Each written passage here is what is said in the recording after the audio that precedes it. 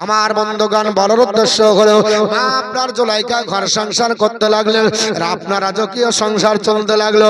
এই অবস্থায় আপনার বিনিয়ামিনকে কাছে রাখতে লাগলেন। এবার আপনার বলা বলি শুরু হলো। তারা আপনার দুই ভাই পরামর্শ, আপনার 10 ভাই পরামর্শ করলো কি হবে। আমরাই তো রায় দিয়েছি, যদি যার ব্যাগের মধ্যে পাওয়া যাবে ওকে আপনার গোলামতি করতে হবে। তাহলে তো আমাদের বাপের সঙ্গে ওয়াদা হয়ে যায়। বলে আব্বা আমরা আপনার কাছে ওয়াদা করলাম, আব্বা আপনার কাছে ওয়াদা করলাম, আমাদের ভাইয়ের এক ভাইয়ের বাগে খেয়ে নিয়েছে, মৃত্যুবরণ করেছে, তবে বিনিয়ামিনকে আপনার কাছ থেকে সরাবো না, আপনার ক্ষতি হতে দেব না।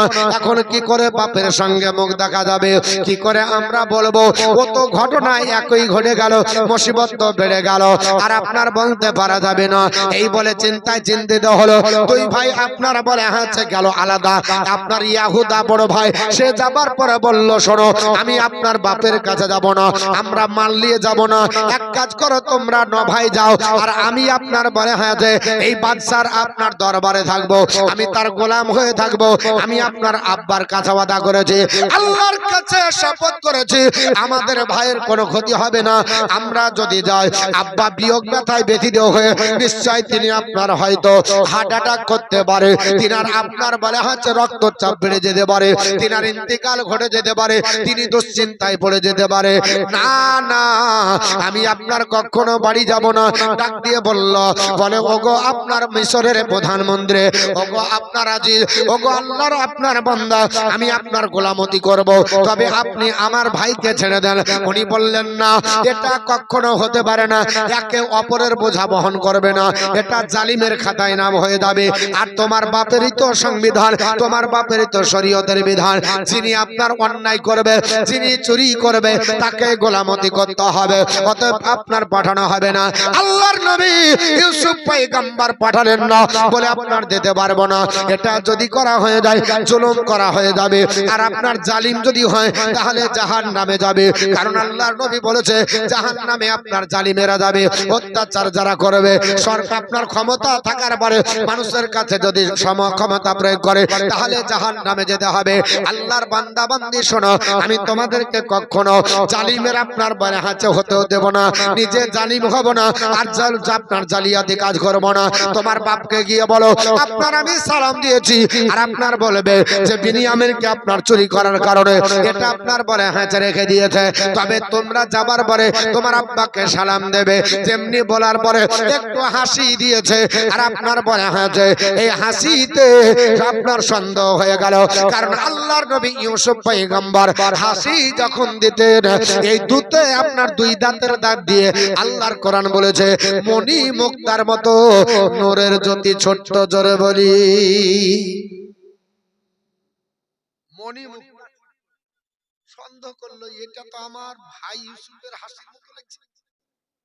উনি যখন 2 দাঁতের ফাঁক দিয়ে মণি মুক্তা ঝরা হয়ে আলো ঝরত, কিন্তু বলবে কি করে 40 বছর আগের ঘটনা, ওকে ফেলে দিয়েছে, নাই তো মারা গেছে, এটা তাদের ধারণা। আমার মুসলমান বলার উদ্দেশ্য হলো বলল চলে যাও, তবে তোমরা যাবার পরে তোমার বাপকে আমার সালামটা দেবে, পৃথিবীর জমিনে জানিয়ে দেবে। হযরত ইয়াকুব আলাইহিস সালামকে ইউসুফ আলাইহিস সালাম দিলেন, ইউসুফ আলাইহিস সালামের আপনার উত্তর দিয়ে ওয়ালাইকুম আসসালাম বললেন। যেমনি সালাম শুনেছেন সুগন্ধ পেয়ে বলছেন নিশ্চয় তোমরা যার কাছে গেছিলে নিশ্চয় তার কাছে আমার বেটা ইউসুফের খবর পাওয়া যাবে। জোরে বলি তোমরা চলে যাও, আর কে বলো আমার ইউসুফ কোথায় আর বিনিয়ামিন কোথায় তাকে বলো, নিশ্চয় বলে দিতে পারবে। আল্লাহর নবী ইয়াকুব আলাইহিস সালাম সুগন্ধ পেয়ে গেলেন, সালামের মাধ্যমে সব কিন্তু বুঝতে পারছেন, কারণ নবীগণ সালাম শুনলে বোঝা যায়। আমার বন্ধু পৃথিবীর জমিনে আল্লাহর নবী ইয়াকুব আলাইহিস সালাম আবার সালাম আপনার দিয়ে পাঠালেন। আসার পর তাদের সন্দেহ হলো, আসার পর বলছেন এ মিশরের আজিজ আজ আপনার কাছে আমি দরখাস্ত করতেছি, আপনি কে একটু আপনি বলে দিন। ডাক দিয়ে বলল, আনতা ইউসুফা, আপনি কি ইউসুফ? জোরে বলুন সুবহানাল্লাহ। জামলে বলেছে আল্লাহর নবী ইউসুফ পয়গম্বর চোখের পানি ছেড়ে কাঁদছে। বাবা বিশাল ঘটনা, আল্লাহর নবীর চোখ দিয়ে পানি ঝরে গেল। ডাক দিয়ে বলল, ভাইজান তোমরা চিনতে পারো না, প্রথমবার যখন তোমরা এসেছিলে আমি তোমাদেরকে চিনতে পেরেছি।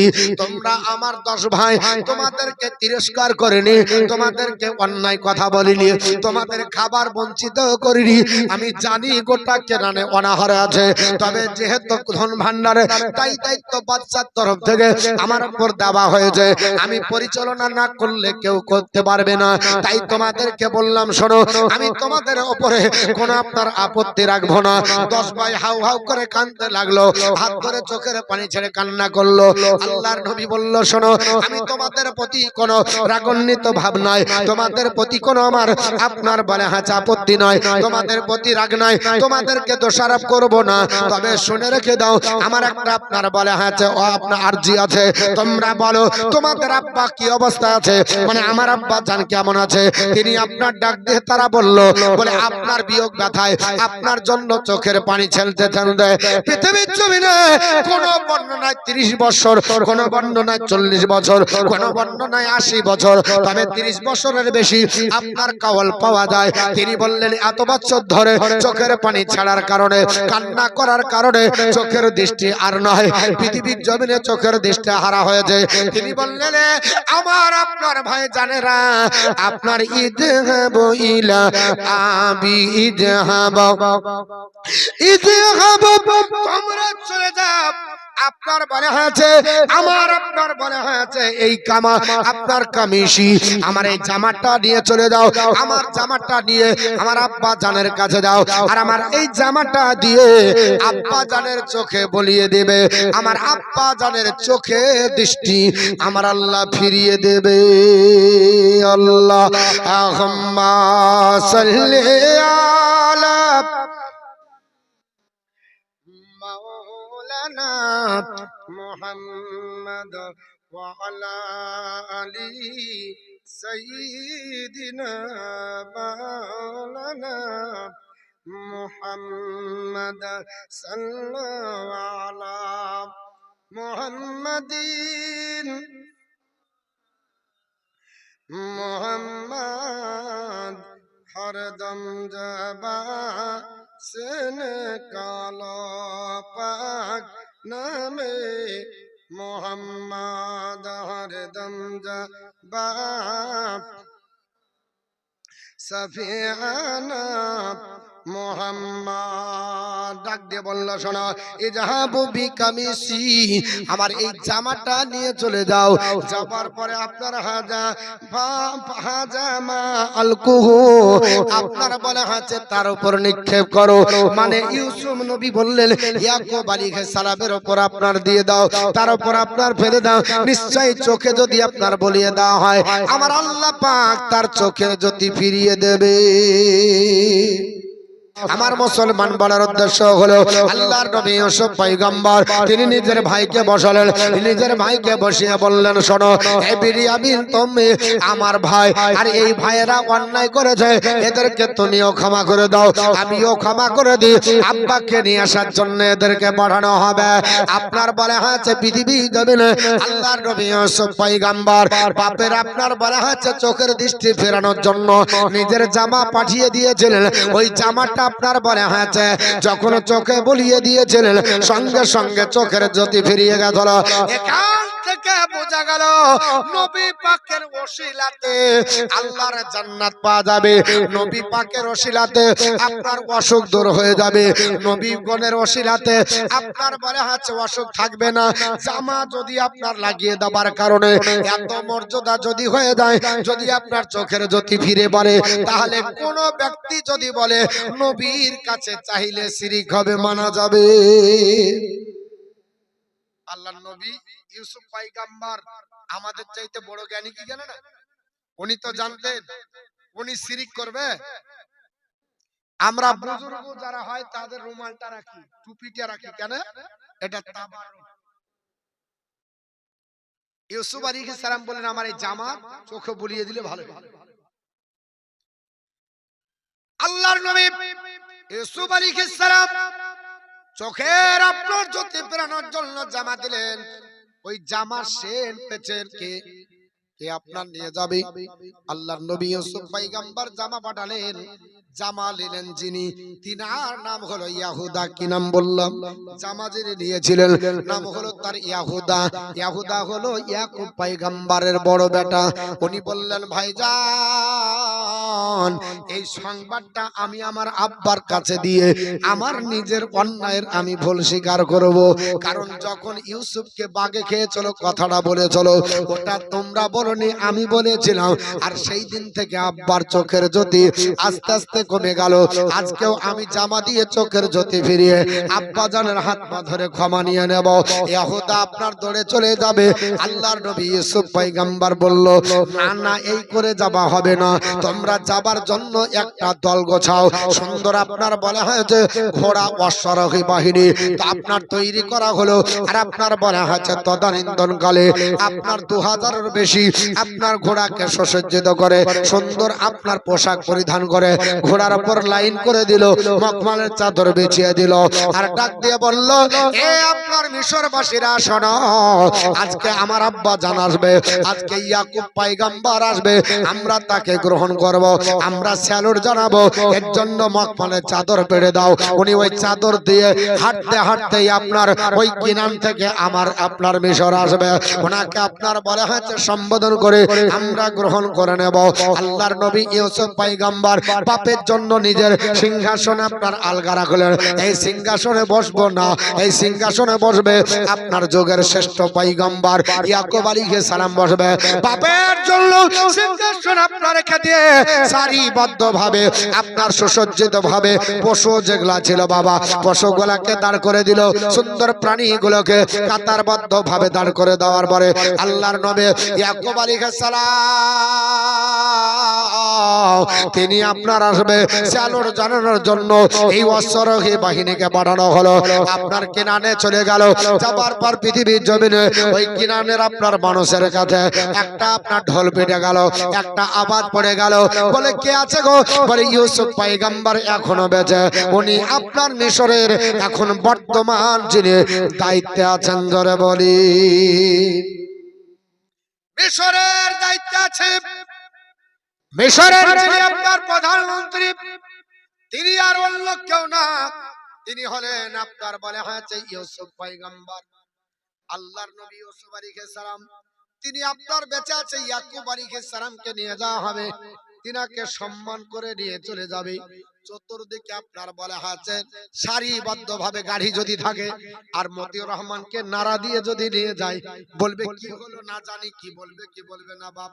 দেখবেন অনেক ব্যক্তি বলে আপনার বলে হচ্ছে এটা কি হচ্ছে, যেমন আসাম ত্রিপুরাতে যাবেন তো এয়ারপোর্টে আমরা নামবো, এয়ারপোর্ট থেকে না হলে 100 আপনার লোক আসবে আর আগে আগে গাড়িতে বক্তা যাবে, 100 লোক পিছন পিছন গাড়িতে নারায় তাকবীর দিয়ে নিয়ে যাবে। গোটা এলাকা জেনে যাবে কি ব্যাপার কি যাচ্ছে, তারা বলবে আমরা বক্তা নিয়ে যাচ্ছি। এরকম সম্মান এখনো আছে বাপ। আপনার আসাম ত্রিপুরাতে এই সম্মানটা হয়। আল্লাহ নিয়ে গেলে 22 তারিখে ওখানে যাব ইনশাআল্লাহ। পৃথিবীর জমিনে ইয়াকুব আলাইহিস সালামকে তাকবীর দিতে হবে। আপনার বলা হচ্ছে স্বনামধন্য আপনার বানাতে হবে ইউসুফ আলাইহিস সালামের আপনার সালাম দেওয়ার পরে বাদশাহিত্ব দেওয়ার পরে তিনার খবরটা আপনার ইয়াহুদা যাবার পরে বলল আব্বা জান আপনাকে ডেকেছে, একটু চলেন আপনাকে আদর করবে, আপনার সম্মান জানানোর জন্য ইউসুফ ডেকেছে। আর আপনার কেনানে থাকবেন না, কতজন হবে? তদানীন্তন কালে বলা হয়েছে তিনার পরিবার পরিজনে 72 জন ছিল, কেউ বলেছে 73 জন, 72 বা 73 জন সঙ্গী সাথীকে নিয়ে ইয়াকুব আলাইহিস সালাম আর আপনার দাঁড়ালেন না, বলে চলো চলে যেতে হবে। বিসমিল্লাহ বলে ইয়াকুব আলাইহিস সালাম যাত্রা শুরু করলেন। বাবা কিনান শহর ত্যাগ করলেন। আসার পরে মিশরের মাটিতে যখন এসেছিলেন, মিশরের মাটিতে আসার পরে ইয়াকুব আলাইহিস সালাম পৃথিবীর জমিনে সিংহাসনে বসলেন। সিংহাসনে বসে যাবার পরে তিনি আপনার বললেন বেটারা, বেটা বেটারা, আর তোমরা শুনে রেখে দাও, আমি তোমাদেরকে স্বপ্নের ব্যাখ্যাটা তোমাদেরকে বলে দিই। আমি যেই দিন আপনার ইউসুফের কাছে শুনেছিলাম, ইজকলা ইউসুফ লিয়াবিহি ইয়া আবাতি ইন্নী রাআইতু আহাদা আশারা কাওকাবা ওয়া শামসা ওয়াল কমারা। আপনার বলে আছে লা, আপনার এই স্বপ্ন যখন আপনার ইউসুফ দেখে, এই কোরআনের আয়াত আমার আল্লাহ পাক আপনার বর্ণনা করেছে, আল্লাহ পাক আপনার তুলে ধরেছে, এই আয়াত আল্লাহ পাক দিয়েছে। ইউসুফ আলাইহিস সালাম যখন আপনার স্বপ্ন জগে দেখলো, রাত্রি বেলা শুয়ে আছে আব্বাজান, 11টি আপনার বলে আছে নক্ষত্র, 11টি আপনার তারা, একটা চন্দ্র একটা সূর্য আমাকে সিজদা করছে, এর কারণটা বুঝতে পারলাম না। ইউসুফ আলাইহিস সালাম যখন এই ঘটনাটা আপনার বলেছিলেন, ইয়াকুব আলাইহিস সালাম বলল, বেটা স্বপ্ন যা দেখেছো এটাই বাস্তবে ঘটবে। এটার মানে হলো 11টি তারা মানে তোমার 11টি ভাই তোমাকে সিজদাই করবে, আর আমি আপনার সূর্য, তোমার মা হলো চন্দ্র। এটাই বলা হয়েছে 11টি তারা, 11টি তারা আর একটা চন্দ্র একটা সূর্য মানে হলো তোমার পিতা মাতা, 11টি তারা মানে হলো তোমার 11টা ভাই, সবাই আপনার সিজদাই তোমাকে আপনার বলে হাতে ঝুঁকে যাবে। আল্লাহর নবী ইয়াকুব আলাইহিস সালাম এই স্বপ্নের ব্যাখ্যাটা সিংহাসনে বসে ডাক দিয়ে বলল, বেটারা আমি স্বপ্নটা বলেছিলাম, তোমরা রাগান্বিত হয়ে বেটাতে আপনার ইউসুফকে জঙ্গলের মধ্যে ফেলেছিলে, আজ আপনার এই স্বপ্নটা বাস্তবে রূপায়ণ হবে। তখন বাবা সিজদা জায়েজ ছিল, তখন সিজদা জায়েজ ছিল, এখন নাই। অন্যান্য নবীদের শরীয়তে সিজদা তাজিমি সিজদা জায়েজ ছিল, আমার নবীর জামানায় তাজিমি সিজদা চলবে না। যেমন অন্যান্য নবীর জামানায় গাধা খাওয়া জায়েজ ছিল, গাধার মাংস খাই আমরা, কিন্তু কিছু লোক আবার ঘোড়া খাচ্ছে, খাচ্ছে না? এদেরকে ভালো খাবার ভালো লাগে না, ঘোড়া ভালো লাগে। ঘোড়া আর গাধা এই দুটো খাবারই খয়বারের যুদ্ধে নিষিদ্ধ হয়েছে। কোন যুদ্ধে? খয়বারের আগে যুদ্ধ পর্যন্ত আছে, নবীর জামানা তো খেয়েছে সাহাবারা, কিন্তু ঈসা আলাইহিস সালামের এটা হলো শরীয়তের বিধান যে ঘোড়া খাওয়া চলবে, গাধা খাওয়া চলবে। এই শরীয়তের বিধান আস্তে আস্তে আমার নবী আপনার নবী পর্যন্ত পৌঁছালো। শুনেন মা, আপনারা শুনেন তো, ঘোড়া আর গাধার মাংস ঢালা হারে চলে। যেদিন খয়বারের যুদ্ধে, যে 3 দিন ধরে খয়বারের যুদ্ধ হয়েছিল, কদিন? 3 দিন। প্রথম দিন আবু বাক্কার সেনাপতির দায়িত্ব নিয়েছিলেন, যুদ্ধ বিজয় হলো না।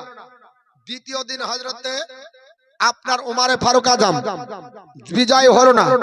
তৃতীয় দিন উসমানে গনি, বিজয় হলো না। চতুর্থ দিন নবী বললেন, আইনা আলী ইবনে আবি তালিব, কোথায় আবু তালিবের ছেলে আলী? হযরত আলীর চোখ উঠেছিলেন, জানেন ঘটনা, ওটা বলার সময় নাই। তো হযরত আলী রাদিয়াল্লাহু তাআলা সেই মজলিসে ছিলেন না। সাহাবারা বললেন, নবী গো, তার চোখের ব্যথার জন্য আসতে পারেনি। নবী বললেন, আপনার তাকে ডেকে নিয়ে এসো। তাকে ডেকে নেওয়া হলো। নবী লাবে দিহান থুতু মুবারক হযরত আলীর চোখে লাগিয়ে দিলেন, আর তরবারিটা দিয়ে বললেন, আলী যুদ্ধের ময়দানে যাও, যুদ্ধ করো। যুদ্ধ আপনার চতুর্থ দিন বিজয় ঘটলো। আল্লাহর নবী বলেছেন, আমার আলীর দ্বারাতে আল্লাহ আমার বিজয় ঘটিয়ে নেবে। জোরে বলুন সুবহানাল্লাহ। ভবিষ্যৎবাণী নবী আমার দেবার পরে যুদ্ধের ময়দানে যখন যুদ্ধ বিজয় হলো, সেই দিন থেকে নবী ঘোষণা দিলেন, শুনে রেখে দাও, যুদ্ধ করার জন্য ঘোড়ার প্রয়োজন আছে। কারণ যুদ্ধের আপনার যানবাহন ঘোড়া সব থেকে বেশি ভালো।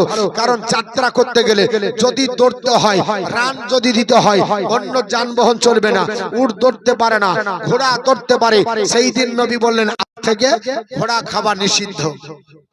আর কিছু মৌলবি বলছে চলবে, অসুবিধা নাই, রুচে খাও। হ্যাঁ, কিছু মৌলবি বলছে রুচলে খাও, ও ঘোড়া খাই অসুবিধা নাই, তবে হালুয়া রুটি আর রুচে না। হালুয়া রুটি ওকে ভালো লাগে না, হালুয়া রুটি আর অ্যালার্জি, কিন্তু ঘোড়ার মাংস ভালো। বলছে হুজুর ঘোড়ার মাংস চলবে, অসুবিধা নাই।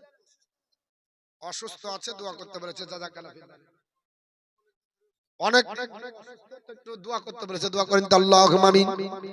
আল্লাহুম্মা রাব্বানা যালামনা আনফুসানা ওয়া ইল্লাম তাগফির লানা وترحمنا لنكونن من الخاسرين ربنا تقبل منا إنك أنت السميع العليم وتب علينا إنك أنت التواب الرحيم আয় আল্লাহ পাক আপনার বান্দা বান্দীরা 100 200 500 করে 1000 পর্যন্ত করে দিয়েছে আল্লাহ সকলের দান কবুল করে নেন হায়াত দারাজ করুন রোজগার বরকত দেন আয় আল্লাহ যারা 100 200 500 করে দিয়েছে আল্লাহ তাদের মধ্যে কেউ অসুস্থ রয়েছে কেউ হয়তো বিমার রয়েছে ঋণগ্রস্ত রয়েছে কেউ হয়তো আপনার বাপ মাকে হারা হয়েছে আল্লাহ পাক যে অবস্থায় আছে সকলের অবস্থাকে সচ্ছলতা করে দিন আল্লাহ যিনি অসুস্থ রয়েছে তাকে শিফায়ে কামিলা দান করুন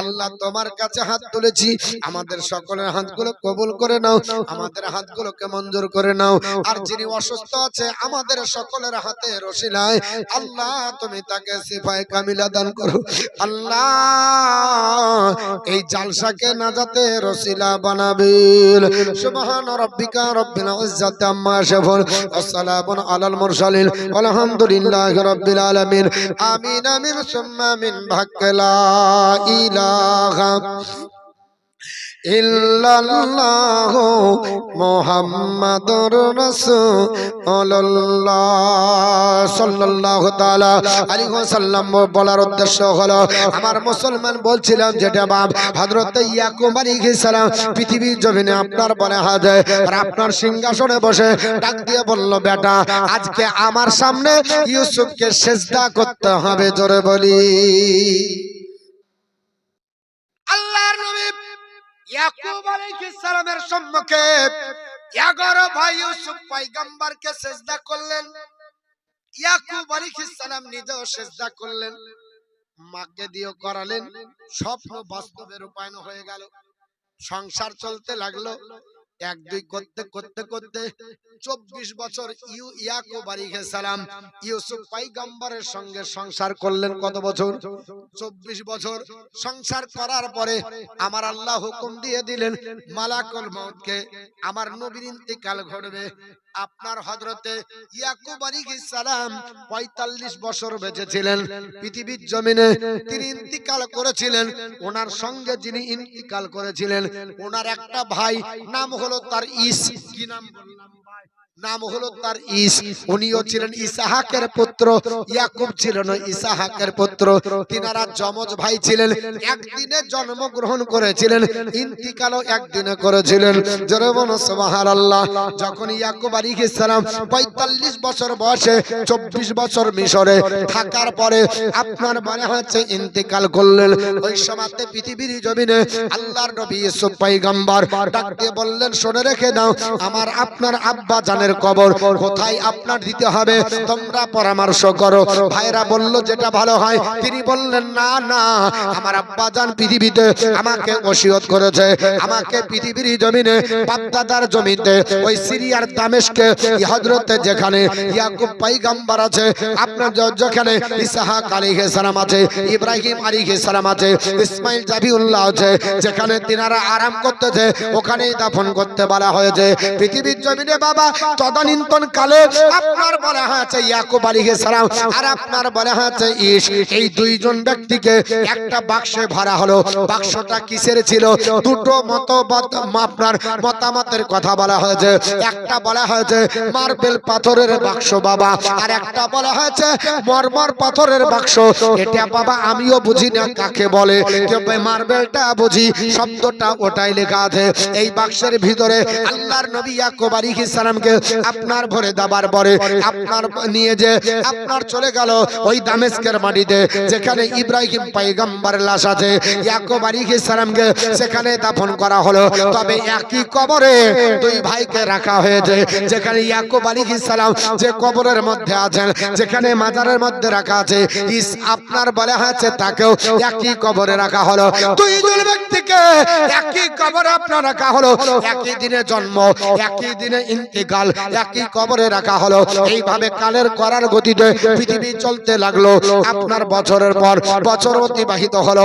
এক দুই করতে করতে আবার ইউসুফ পয়গম্বর জীবন চরিত্র চালাতে চালাতে দেশ শাসন করতে করতে দেশের মানুষকে হেদায়েত আপনার দিতে লাগলেন। দেশের মানুষের কাছে ইসলাম প্রচার করতে লাগলেন। করতে করতে করতে আমার আল্লাহ পাক ওনার ইন্তেকাল ঘটাবে। উনি আরো 23 বছর ধরে আপনার মিশরের শাসন ব্যবস্থা চালালেন। কেউ বলেছে পৃথিবীতে মিশর থেকে আপনার 7 কিলোমিটার দূরে আল্লাহর হুকুম হলো ওখানে চলে যাও। বর্বর জাতি আছে, যে জাতির কাছে ইসলাম নয়, যে জাতি আল্লাহ বোঝে না, নবী চিনে না, ওই জাতির কাছে ইসলাম প্রচার করো। যাই হোক বা পৃথিবী জমিনে হযরত ইউসুফ পয়গম্বর আরো 23 বছর ধরে রাজত্ব শাসন করার পরে ওনারও ইন্তেকাল আমার আল্লাহ পাক ঘটিয়ে দিল। ইন্তেকাল হয়ে গেলেন। ইন্না লিল্লাহি ওয়া ইন্না ইলাইহি রাজিউন। যখন আপনার পৃথিবীর জমিনে ওনার ইন্তেকাল হয়ে গেল, মিশরের আপনার মানুষেরা বলল ইনার লাশটাকে আমাদের পাড়াতে রাখবো। ওনারা আপনার বলা বলি করলো আমাদের পাড়াতে হবে। আপনার চতুর্দিক থেকে আপনার দাবি আসলো, কারণ এত বরকতপূর্ণ লাশ যার পাড়াতে থাকবে তার অভাব হবে না। ইউসুফ আলাইহিস সালাম তিনি এত বরকতময় তানার চেহারা, এর আগেও বারবার বলেছি যে ক্ষুধার্ত মানুষকে নিয়ে এসে ওনার সামনে দাঁড় করে দিত। কোন বাচ্চা কান্না করছে, মায়ের দুগ্ধ পান করেনি, তো ইউসুফ পয়গম্বরের কাছে দাঁড় করে দিয়ে ওনার চেহারাটা খুলে দিলে পিপাসা দূর হয়ে যেত, আপনার দুধ পান করার তৃষ্ণা নিবারণ হয়ে যেত। মানুষের কাছে খাবার নাই, কি করবে? তো ইউসুফ পয়গম্বর চেহারা দেখে নাও, খাবার তোমার পেট ভরে যাবে, তোমার তৃপ্তি মিটে যাবে। তো সবাই বললে এত বরকতময় চেহারা, এত বরকতময় নবী, যেদিন থেকে এসেছে আমাদের অভাব অনটন সব দূর হয়েছে। জেলের আপনার বলা আছে ইতিহাস থেকে শুরু করে সব জায়গাতে তিনি আমাদেরকে সাহায্য করেছেন। আর আজকে তার লাশটাকে কোথায় দিব? অনেকে বলছে এক কাজ করো, আমাদের পাড়ায় দিব। ভাগ করতে লাগলে আমাদের পাড়ায় থাকবে, আমরা বরকত পাবো।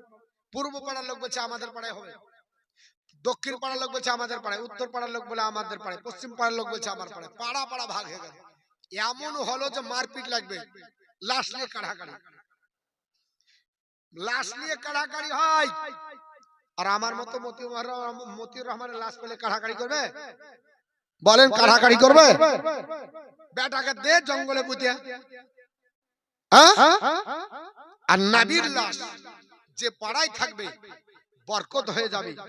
নবীর লাশ যেখানে থাকবে খুশবু ছুটাবে, কারণ এই নবীর আপনার লাশের ভিতরে বরকত আল্লাহ পাক দিয়েছে। অসুবিধা নাই, সবাই আপনার নিজের পাড়ায় রাখার চেষ্টা করলো। বুদ্ধিজীবীরা দেখলো তুমুল ঝড়, তুমুল আপনার বলে হচ্ছে তর্ক বিতর্ক। এমন হলো যে আপনার বলে হচ্ছে লাঠি তরবারি নিয়ে বেরিয়ে গেল। লাশ কেড়ে নিতে হবে, আমাদের পাড়ায় থাকবে, দেওয়া হবে না। তরবারি নিয়ে বেরিয়ে গেল। বুদ্ধিজীবীরা বলল তা করলে হবে না, এনার লাশটাকে যদি রাখতে হয় এমন জায়গায় রাখো যেন গোটা আমার মিশরবাসী উপকার পায়। কি করা হবে? বুদ্ধিজীবীরা সিদ্ধান্ত দিল ইনার লাশটাকে মিশরের নীল নদের পানিতে রেখে দাও, কারণ পানিতে স্পর্শ করবে পানি বহে যাবে, আর নবীর শরীরে পানি যদি লেগে যায় ওই মিশরের মানুষেরা নীল নদের পানি ব্যবহার করে, আর তাদের আপনার পানি পান করলে পিপাসা দূর হবে, খাবার দূর হয়ে যাবে, অসুখ হলে অসুস্থ ব্যক্তি পর্যন্ত সেবা পাবে। এই সিদ্ধান্ত সবাই মেনে নিল। আল্লাহর নবী ইউসুফ পয়গম্বরকে ওই নীল নদের পানিতে রাখা হলো। যারা বলে নবী মরে মাটির সঙ্গে মিশে গেছে, ওদেরকে বলেন নীল নদে কে এখন আছে না, ওই নবীর আপনার দাফন কাফন অন্য জায়গাতে হয়েছে। তাফসীরটা ওঠান বাবা, তাফসীর নাম হলো তাফসীরে মাঝারি, পবিত্র কোরআনের তাফসীর বাবা, তাফসীরে মাঝারি আপনার লিপিবদ্ধ রয়েছে। 12 পারা উঠিয়ে দেখুন, তাফসীরে মাঝারিতে লেখা আছে ওনাকে আপনার দাফন করা হলো মিশরের নীল নদের পানিতে। আপনার থেকে গেল 1 1 2 করতে করতে 400 বছর পার হলো 400 বছর পরে আল্লাহর নবী ডাক দিয়ে বলেছিলেন, হে জগতের মানুষ শুনে রেখে দাও, আমি তোমাদেরকে বলে দিই, কারণ ইউসুফ পয়গম্বর একটা ভবিষ্যৎবাণী করেছিলেন, তোমরা শুনে রেখে দাও, আমাকে পৃথিবীর জমিনে দাফন তোমরা করবে, তবে আমারই আপনার ভাইয়ের বংশে, মানে আপনার বলে হয়তো ওই ইহুদার বংশে একজন নবী আসবে, নাম হলো তার আপনার মশা। জোরে বলুন সুবহানাল্লাহ। 400 বছর পরে ওই নবী পৃথিবীতে আসবে আর আমার লাশটাকে তুলে আমার আব্বা জানের দাফন আপনার কাছে কবরের কাছে দাফন করবে। জোরে বলুন সুবহানাল্লাহ। আমার বন্ধুগণ, বলার উদ্দেশ্য হলো পৃথিবীতে অনেক আপনার ঘটনা, যেমন আপনার বলে হয়েছে আপনার পৃথিবীতে একজন নবী এসেছিলেন, নাম হলো দানিয়াল পয়গম্বর, যেনাকে পৃথিবীর জমিনে 3000 বছর পরে এই পানি থেকে তোলা হয়েছে। জোরে বলুন, আপনার গলে গেলেন না, আপনার পচে গেলেন না, নষ্ট হলেন না, আল্লাহ 3000 বছর পরে তিনাকে আপনার তুলে আপনার নবীর আপনার সাহাবীর মাধ্যমে হযরত আবু মুসা আশআরীর মাধ্যমে আপনার কিনারায় তাকে দাফনের ব্যবস্থা করে। জোরে বলুন সুবহানাল্লাহ, নারে তাকবীর। আমি তো ভাবছি যে বক্তা আচ্ছা, তো একজন পয়গম্বর পানির মধ্যে কতদিন ছিলেন? 3000 বছর। কত বছর বললাম বাপ?